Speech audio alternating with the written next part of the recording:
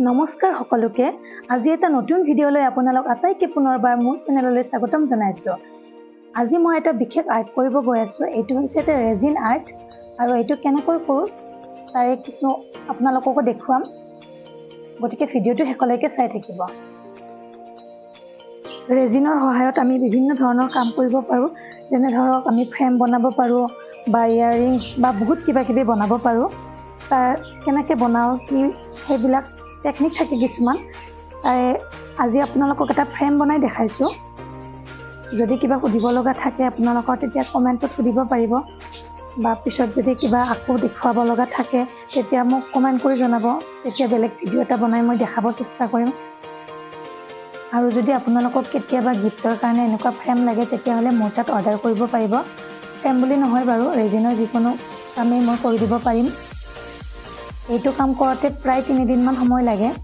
গোটেইখিনি কমপ্লিট হওঁতে এয়া মোৰ কামটো কমপ্লিট হ'ব। আৰু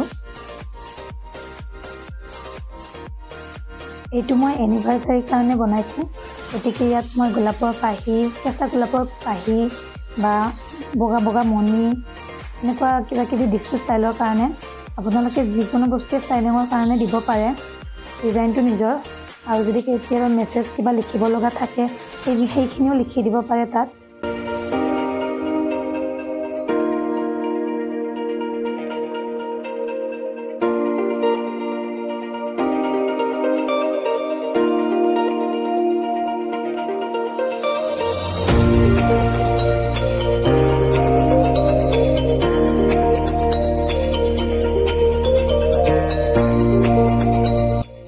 এতিয়া মোৰ কাম প্ৰায় শেষ হ'ব। ৰেজিনখিনি মিলাই লৈছোঁ। ৰেজিনখিনি মিলাবলৈ অলপ সময় লাগে, অলপ টান হয় ৰেজিনখিনি মিলাব। গতিকে এইখিনি মই কৰি লৈছোঁ। আকৌ এইখিনি মিলাই লৈ মই এৰাতিৰ কাৰণে থৈ দিছোঁ।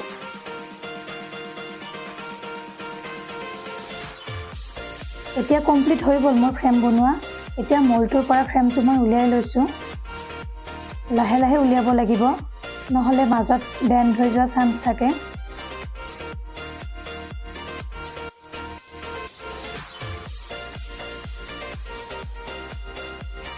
এয়া হৈছে ফ্ৰেমটোৰ ফাইনেল। আৰু কেনেকুৱা লাগিছে বাৰু আপোনালোকে কমেণ্ট বক্সত কমেণ্ট কৰি জনাব। আৰু যদি ভিডিঅ'টো চাই ভাল পাইছে লাইক শ্বেয়াৰ কৰি দিব, লগতে মোৰ চেনেলটো ছাবস্ক্ৰাইব কৰি দিব। তেনেহ'লে আজিলৈ বিদায়। পুনৰ লগ পাম নতুন এটা ভিডিঅ'ত। তেতিয়ালৈকে বাই বাই।